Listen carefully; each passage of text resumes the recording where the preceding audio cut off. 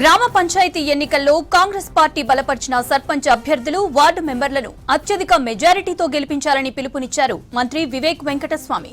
దేశంలో ఏ రాష్ట్ర ప్రభుత్వం ఇవ్వని విధంగా లబ్ధిదారులకు సన్నబియ్యం ఇస్తున్నామని చెప్పారు. మంచిర్యాల జిల్లాలో 3వ విడత పంచాయతీ ఎన్నికలు జరిగే గ్రామాల్లో ప్రచారం చేశారు మంత్రి వివేక్ వెంకటస్వామి. జైపూర్ మండలంలోని పలు గ్రామాల్లో కాంగ్రెస్ పార్టీ మద్దతుదారుల తరపున ప్రచారం నిర్వహించారు.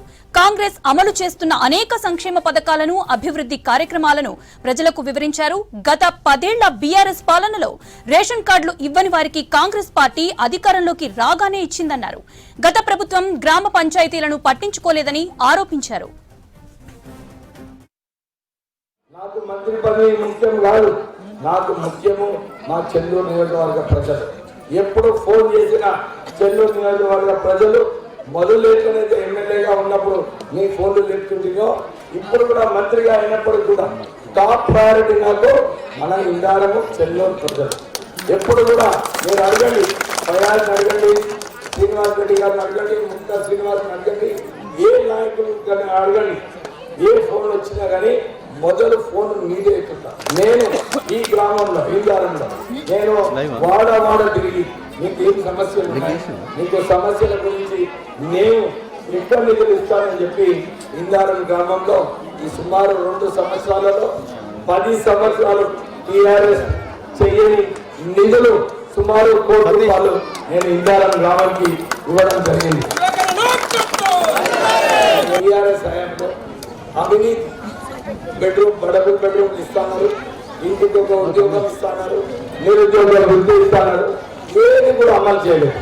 కేవలము కేసీఆర్ కేటీఆర్ వారి సొంత ఆస్తులు పెంచుకొని ప్రజలకు ఏదైతే మాట ఇచ్చిందో ఆ మాట పూర్తి చేసేది. కానీ ప్రజాపాలన వచ్చిన తర్వాత నీకు ఏదైతే ఆహ్వానం చెప్పిందో, నీకు మాట ఇచ్చిందో, నేను ఇందిరమ్మ ఇల్లు ఇస్తాను, ఇందిరమ్మ ఇల్లుతో పాటు మీ అందరికీ మంచి అభివృద్ధి కార్యక్రమాలు నిధులు ఇస్తామని ఏదైతే చెప్పినారో అది ఆల్రెడీ మేము అమలు చేయడం జరిగింది. ఇందిరమ్మ గ్రామంలో చెప్పారు 103 ఇల్లులు ఇచ్చినారు. ఇక్కడ ఎన్ని ఇల్లులు కట్టుకుంటున్నారో, ఎందుకంటే నేను 2 రోజులు అన్ని గ్రామాలు తిరిగేటప్పుడు అన్ని చోట్ల కూడా చాలా చక్కగా ఈ ఇందిరమ్మ ఇల్లులు కట్టుకుంటున్నారు. మీరు 100 ఇల్లు మంచిగా కట్టుకుంటే మళ్ళీ ఇంకొక 100 ఇల్లు మీకు శాంక్షన్.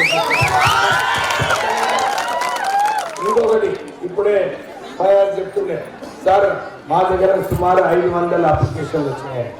అందరూ ఎవరైతే అర్హత ఉన్నదో అందరికీ ఇందిరమ్మ ఇల్లు శాంక్షన్ చేపిస్తానని చెప్పి మీ అందరికీ మాట్లాడడం జరిగింది. మనం మంచి అభివృద్ధి మాటలు చేయాలి అని చెప్పి నేను మొన్న ముఖ్యమంత్రి గారి దగ్గర వెళ్ళినప్పుడు వారు నాకు సుమారు 200 కోట్ల రూపాయలు ఇవ్వడం జరిగింది. ఆ 200 కోట్ల రూపాయలు ఎక్కడ ఖర్చు పెట్టాలి? మన గ్రామాలలో ఖర్చు పెట్టాలి.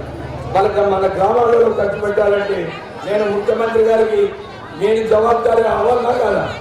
అయితే నన్ను ఏమడుగుతాడు ముఖ్యమంత్రి, అరే మేము మొన్న సర్పంచ్ ఎలక్షన్లో ఎవరిని గెలిపించిందని అడుగుతాడా లేదా? రాజకీయాలలో ఉన్నప్పుడు గెలుచుడే ముఖ్యం, గెలిచినప్పుడే ఎవరైనా గుర్తిస్తారు. సో ముఖ్యమంత్రికి మన ఇందిరారం సర్పంచ్ ఫయాజ్ని గెలిపించడం అని చెప్పొచ్చాలేదో